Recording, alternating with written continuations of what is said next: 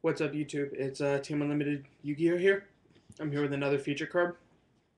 Today we have a Synchro Monster. So, yeah, if you can't tell, it is white. So, uh, this card is probably one of my favorite cards this format. The deck is still up and running, so it can do well in the deck. Plus, it's kind of just a generic, really good Synchro. Uh, this is more or less I really picked up this card because I was like, I'm gonna wait till Dark End comes out and I can just use this beforehand. But after playtesting with this card and using it and realizing how much potential it actually has, I'm really liking this over the Dark End. Uh, the the only thing about Dark End is yes, his effect is slightly better, although he does lose attack. So, um, this card is a level 8 Dark Monster. So, and it recently came out in the last pack, The Shining Darkness. If you haven't realized what it is yet, Infernity Doom Dragon.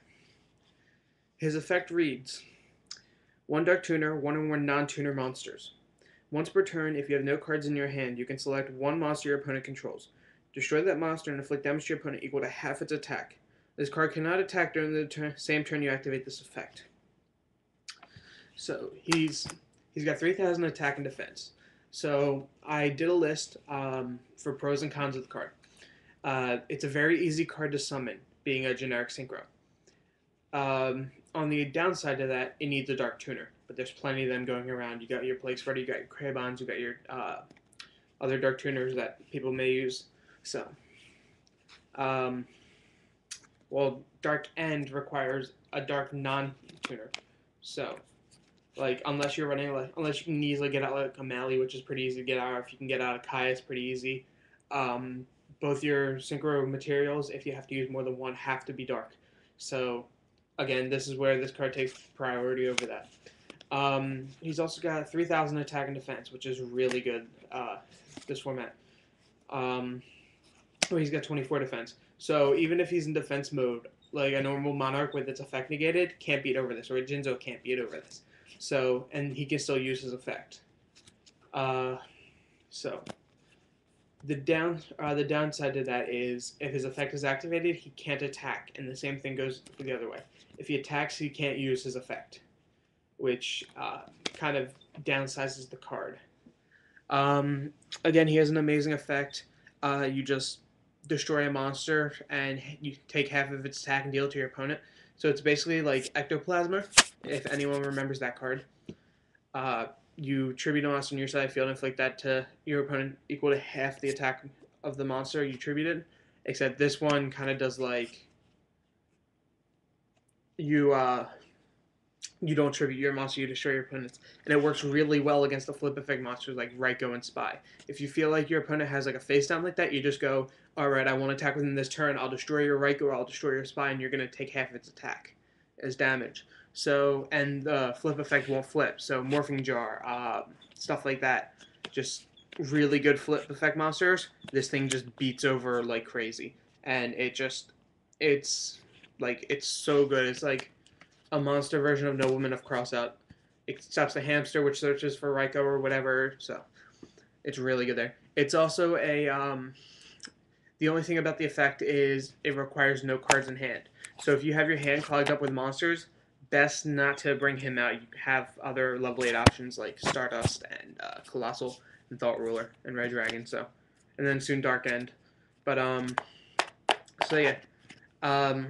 Another pro for this card is he is a dark monster, which includes dark fodder for dark armed, and because he's a dragon,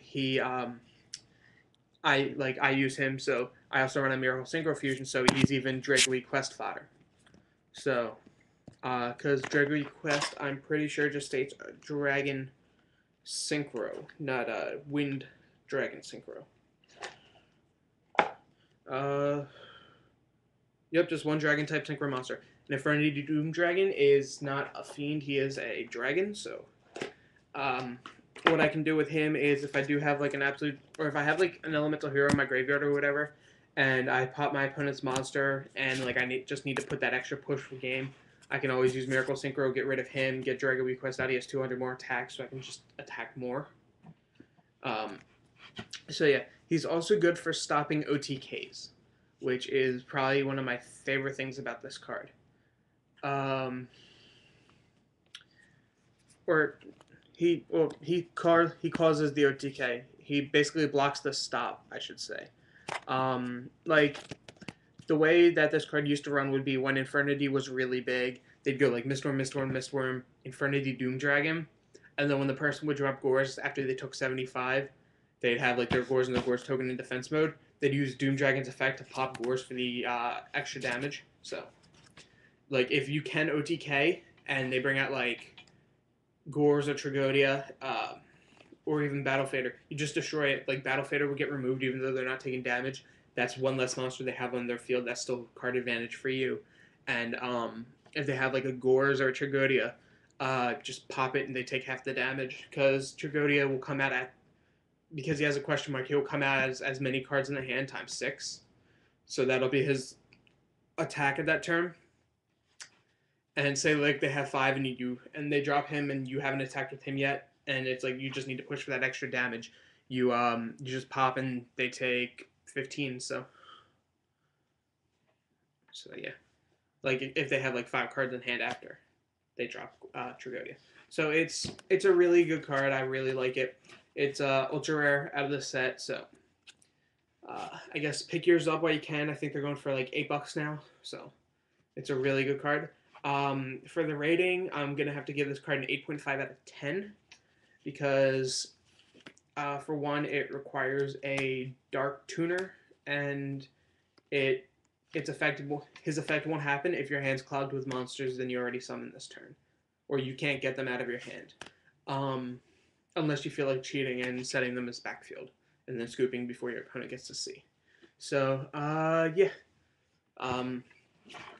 That's that. Also, on a quick side note, possibly sometime next week, I will be buying a box of the special edition, so stay tuned for that, and yeah, peace out.